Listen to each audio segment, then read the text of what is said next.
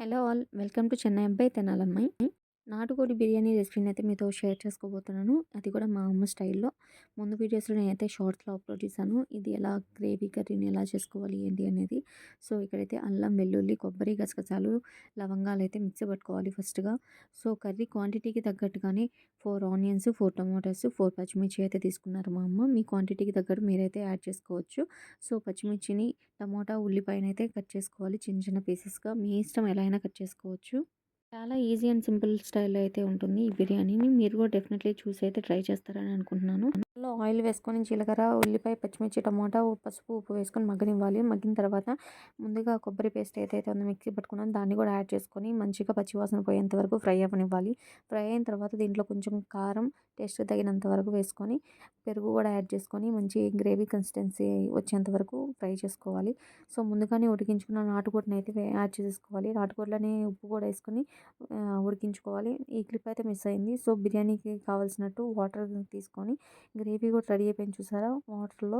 ఇప్పుడు మసాలా దినుసులు బిర్యానీ మసాలా ఏవైతే ఉన్నాయో అవన్నీ కూడా యాడ్ చేసుకొని కొంచెం కొత్తిమీర, పుదీనా, టేస్ట్‌కి తగినంత సాల్ట్ కూడా యాడ్ చేసుకొని నీళ్ళని కాగనివ్వాలన్నమాట. సో గ్రేవీ ఎంత కావాలో అంతవరకు ఉంచుకోవాలి. మేమైతే ఈ గ్రేవీ కన్సిస్టెన్సీ చాలు అనుకుంటున్నాం. సో వాటర్ మొత్తం మరిగిపోయాక ముందుగా 1 అవర్ నానబెట్టుకున్న బాస్మతి బియ్యాన్ని అయితే యాడ్ చేసుకోవాలి. కొంతమంది బియ్యం సరిపడిన క్వాంటిటీ వేసేసుకొని వాటర్‌తో సహా మగ్గనిస్తారు. సో ఇక్కడైతే అమ్మ అయితే వాటర్ వంపేసుకొని రైస్ 80% కుక్ అయితే సరిపోతుంది. సో 80% కుక్ అయ్యాక రైస్ చూసారా ఎంత బాగుందో. సో పొడి పొడిలాడుతూ ఉంది. 1 layer rice, 1 layer curry add చేసుకొని కొంచెం కొత్తిమీర, పుదీనా, ఘీ కూడా యాడ్ చేసేసుకుంటే మన నాటుకోడి బిర్యానీ అయితే చాలా సింపుల్ స్టైల్‌లో రెడీ అయిపోతుంది. నా ఛానల్‌ని ఇప్పటివరకు సబ్స్క్రైబ్ చేసుకోని వాళ్ళు ప్లీజ్ దయచేసి నా ఛానల్‌ని సబ్స్క్రైబ్ చేసుకోండి. అండ్ బెల్ ఐకాన్ కూడా మర్చిపోకుండా కొట్టండి. అప్‌కమింగ్ వీడియోస్ ఏవైతే ఉన్నాయో అవన్నీ కూడా మీకు ముందే నోటిఫికేషన్స్ వచ్చేస్తాయి. సో ఇట్లా లేయర్‌గా యాడ్ చేసుకుంటే చాలా ఈజీ అండ్ సింపుల్ స్టైల్‌లో నాటుకోడి బిర్యానీ అయితే రెడీ అయిపోతుంది. ఇది నాటుకోడి బిర్యానీయే కాదు, నార్మల్‌గా ఏ చికెన్ బిర్యానీ కూడా ఇలానే ఇదే ప్రాసెస్‌లో చేసుకోవచ్చు. చాలా ఈజీ అండ్ సింపుల్ స్టైల్‌లో అయిపోతుంది. నా వీడియోస్ కనుక మీకు నచ్చినట్టయితే please like and share, comment and subscribe to my channel.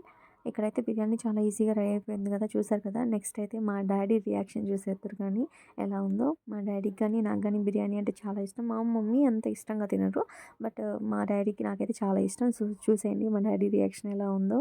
చూసారు కదా ఎంత సింపుల్గా అయిపోయిందో. మీరు కూడా ఇదే స్టైల్లో డెఫినెట్లీ ట్రై చేస్తారని అనుకుంటున్నాను.